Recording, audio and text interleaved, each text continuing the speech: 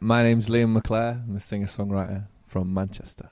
So how did you get started with music? I'd played piano from a young age and then did trumpet lessons. And then my sister was learning guitar, and there was a guitar in our house. I just kind of picked it up one day and started playing it, and then just sort of got a few lessons from there. And it's just kind of grown in a mad way from a mild hobby into a bit of a job, which has been pretty fun.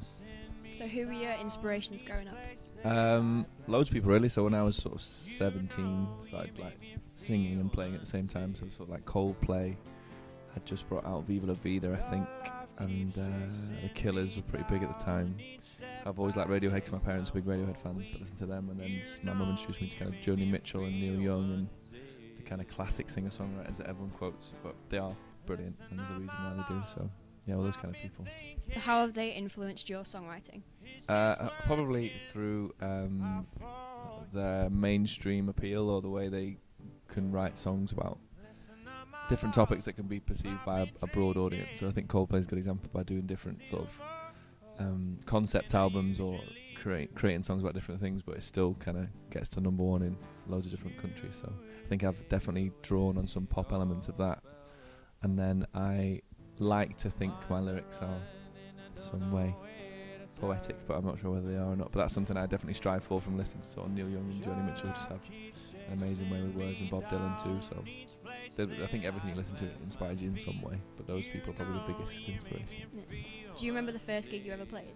Yeah, I remember it pretty fondly actually. It was at Winslow High School Christie's concert in 2007, I think. I can't really remember, but I played Say a Little Prayer for You by Ruth Franklin, acoustic, to I don't know how many people there. In my head it was like 200 people, but I think it was about 30 people.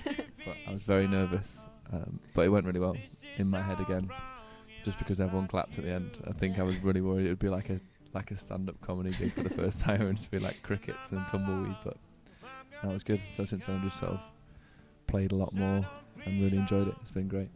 So how does your first gig ever compare to the gig that you've just played last? It's difficult to compare. I definitely have a fondness for the first gig because it was like the biggest sort of elation and euphoria I've ever had performing, because it was something I'd never experienced before. But the most recent show I did was supporting a singer-songwriter at her sort of leave and do, and the crowd were really attentive and quiet, so both pretty good, to be honest. I'm quite lucky with those two. Caught me in a good time. What kind of things have you got coming up in this next year? I'm releasing a single called Hunted on the 7th of May. I'm doing a gig at the Deaf Institute to launch that single, and then I'm going on a bit of a UK tour, and then I'm doing some festivals in the summer, so just going to do Kendall Calling on the Isle of Wight as well as touring around the UK, so it's very exciting. It's be good fun. And you mentioned that you just started playing with a band rather than just acoustic. Where did that start? Yeah, so I'd done like three. This was my third sort of launch night. So I launched an EP called Honey in 2014. I did a band with that because it was like band songs, so I wanted to represent the product as well as I could at the performance. But it's sort of a one-off thing, and then I got a band together this time last year to do some more gigs, and did a few more after I released an EP called Honest. And then the band sort of changed a bit and the lineup's changed, and now it's same setup. It's just a bigger sound really. It just means you can hopefully get people dancing and moving, and it's just that bigger noise just is much more appealing sometimes. So what one piece of advice would you give to your younger self just starting out in music? Probably not to worry so much about what I'm writing. I'm writing more. I think I don't write enough, but stuff I do write, I think I get conscious about. It's good as an artist. You kind of get caught between crippling self-doubt and like overconfidence. So it's just whether to say no one's going to like this or everyone's going to like this, and it's somewhere in between, trying to find the place that you like it and hopefully other people do.